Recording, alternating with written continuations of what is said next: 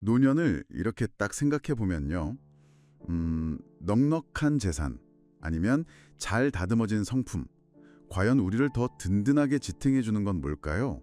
오늘은 플라톤의 국가, 그리고 또 여러 사람들의 생각을 담은 자료들을 좀 보면서요. 이 흥미로운 질문 속으로 한번 같이 들어가 보시죠.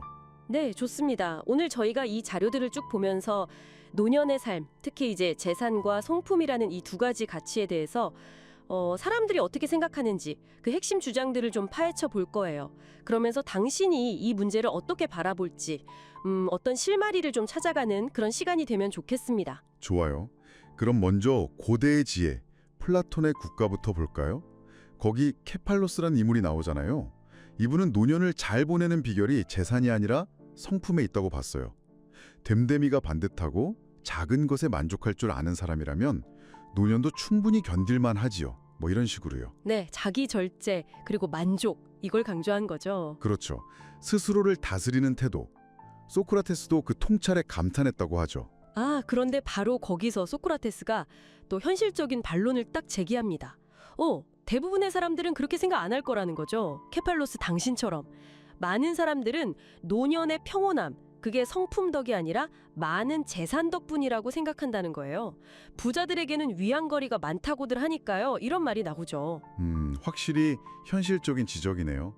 재산이 주는 그 위안, 이걸 무시하기는 어렵죠. 네, 영어 원문에도 The rich have many consolations 이런 표현이 있었고요. 저희가 같이 본 그 토론 자료에서도 이 부분에서 의견이 좀 갈렸어요. 어떤 분은 그래도 기본적인 생활을 하려면 최소한의 어떤 돈은 필요하다. 이건 정말 현실적인 이야기죠. 재산이 꼭 나쁜 쪽으로만 작용하는 건 아니라는 의견도 있었고요.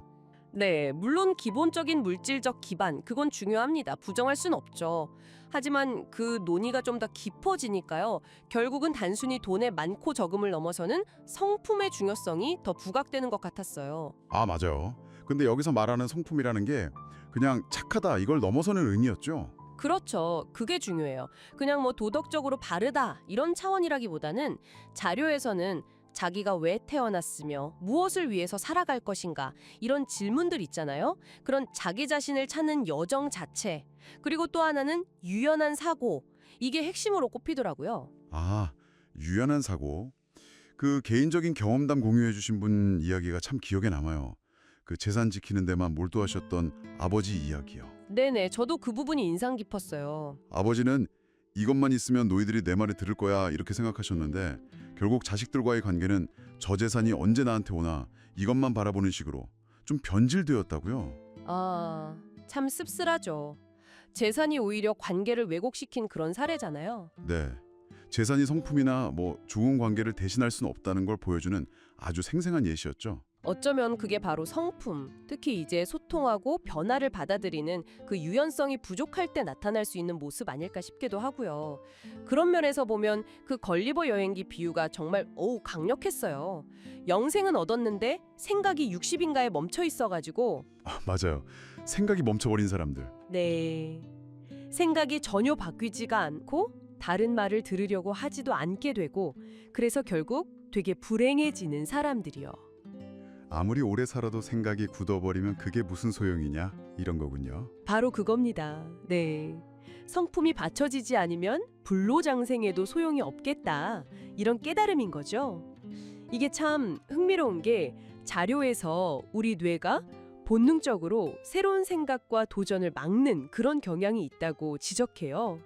뇌가 원래 그렇다고요? 네. 그러니까 나이가 들수록 더 의식적으로 생각의 유연성을 기르려고 노력해야 한다. 뭐 이런 말이 되겠죠. 그렇군요. 물론 기본적인 생활, 그러니까 의식주 해결을 위한 재산은 분명 중요합니다. 그건 뭐 누구도 부정할 수 없겠죠. 다멸합니다. 그건 전제 조건 같은 거죠. 하지만 이 자료들 전체를 이렇게 꿰뚫어보는 핵심 메시지는 아마 이거 아닐까 싶어요.